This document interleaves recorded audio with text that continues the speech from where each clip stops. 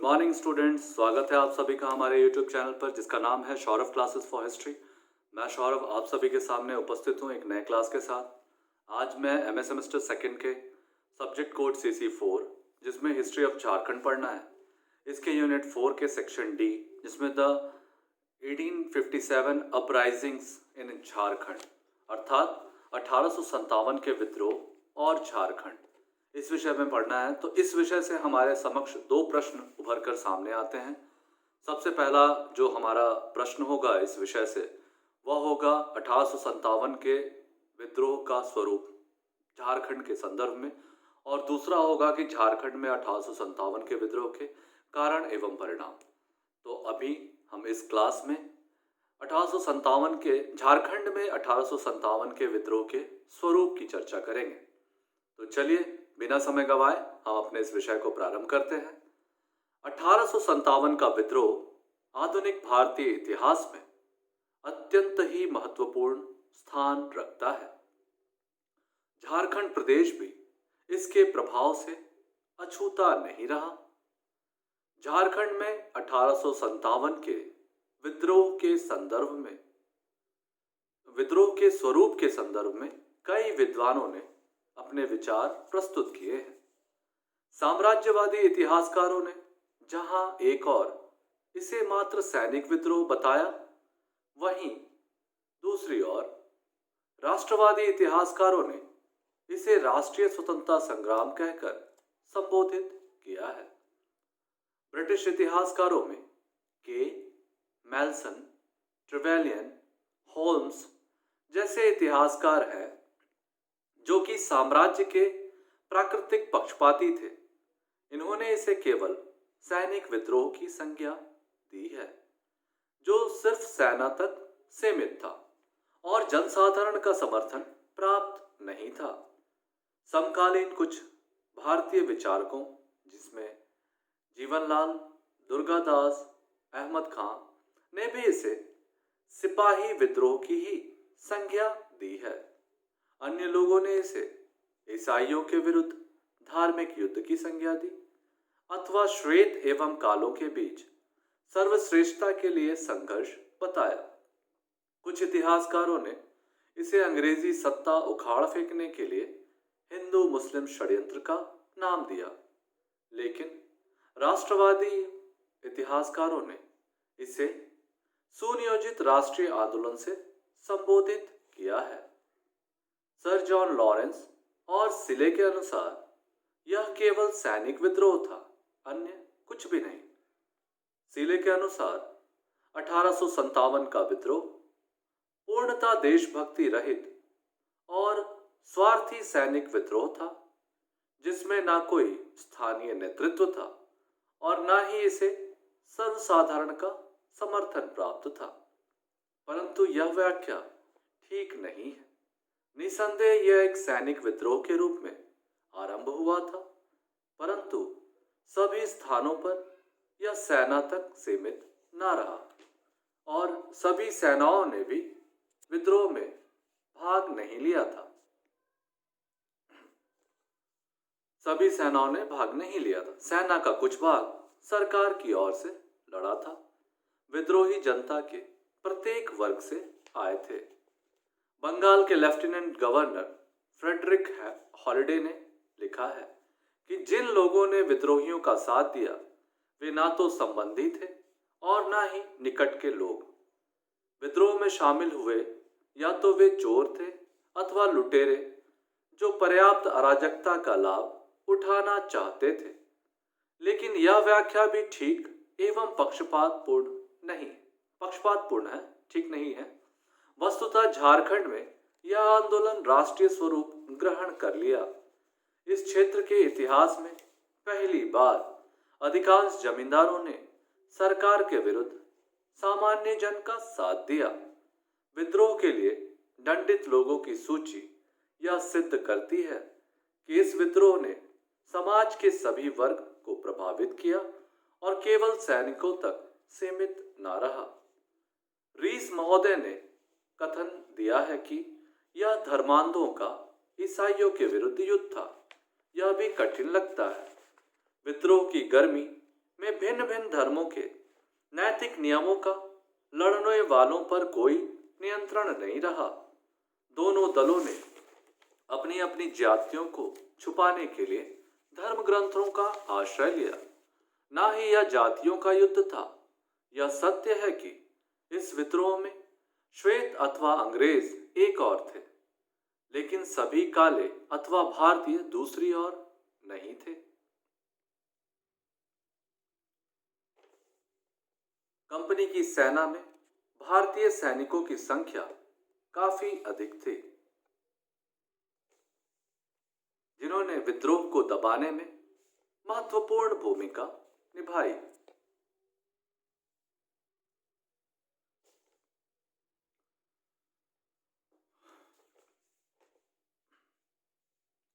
झारखंड प्रदेश में यह विद्रोह एक जनविद्रोह था, जिसमें सभी प्रकार के लोगों ने, जमींदारों से लेकर गांव के मुखिया तक, आदिवासी तथा मुसलमानों, सबों ने भाग लिया और सबों का एक ही उद्देश्य था, यूरोपियों द्वारा शोषण को समाप्त किया जाना और ब्रिटिश शासन के सभी चिन्हों को समाप्त कर देना। इसलिए यह न केवल सैनिक विद्रोह था और न ही किसी छोटे और असंतुष्ट जनजातीय समूहों का उपद्रव मात्र। होल्म्स महोदय के अनुसार यह विद्रोह बर्बरता और सभ्यता के बीच का युद्ध था, परंतु इस विचारधारा से भी संकीर्ण जाति भेद की गंध आती है। विद्रोह में दोनों पक्ष ही जातियों के दोषी थे।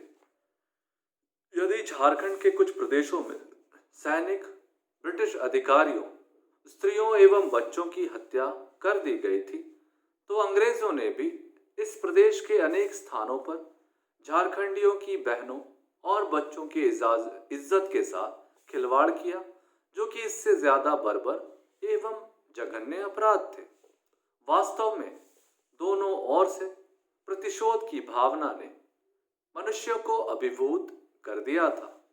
कोई राष्ट्र अथवा जाति इस प्रकार का अत्याचार करती है तो सभ्य कहलाने का दावा नहीं कर सकती।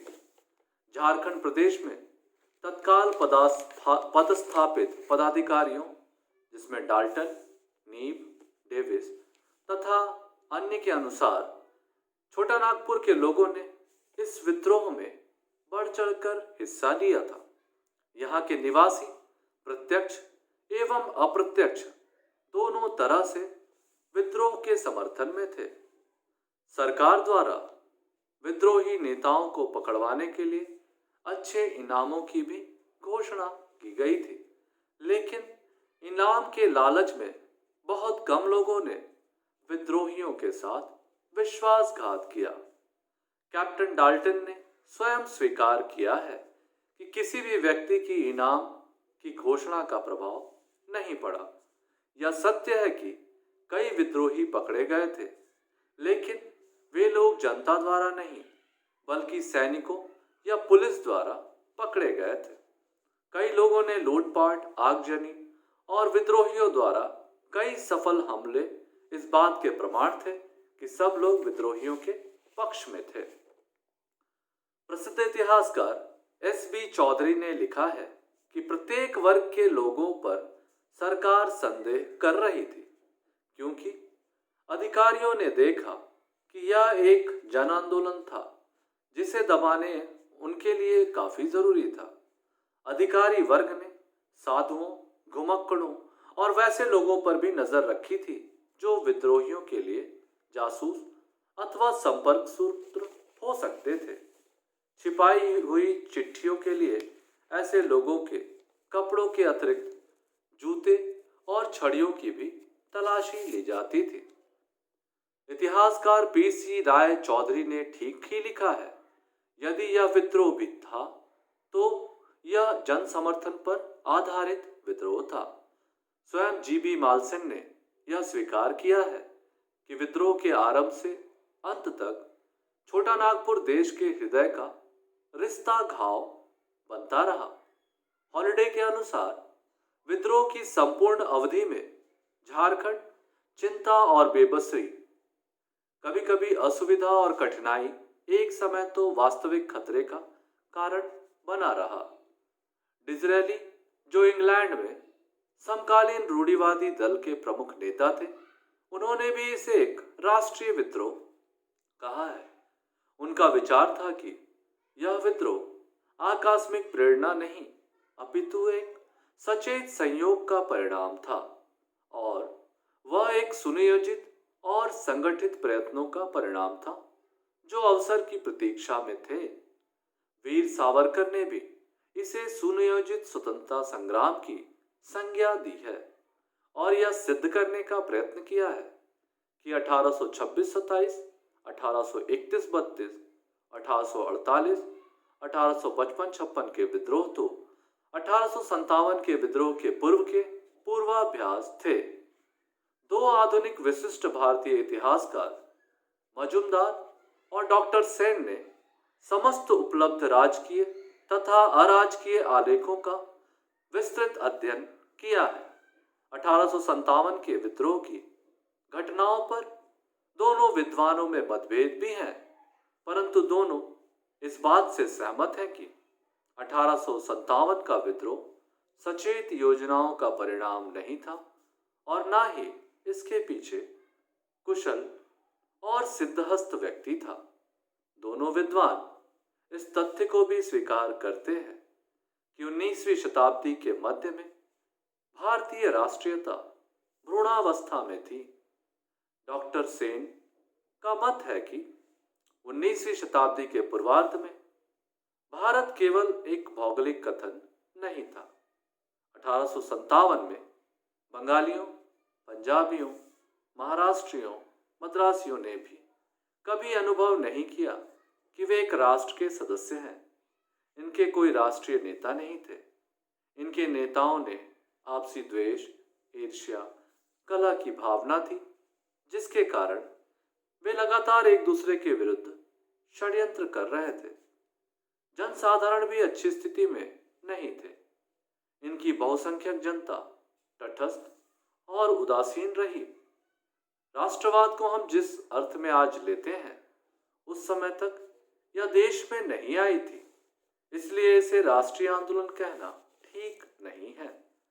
डॉक्टर मजुमदार के अनुसार सैनिकों के व्यवहार और आचरण में कुछ भी ऐसा नहीं था जिससे हम यह विश्वास करें अथवा स्वीकार कर लें कि वे देश प्रेम से प्रेरित होकर अंग्रेजों के विरुद्ध लड़ रहे थे और वे देश को स्वतंत्र कराना चाहते थे।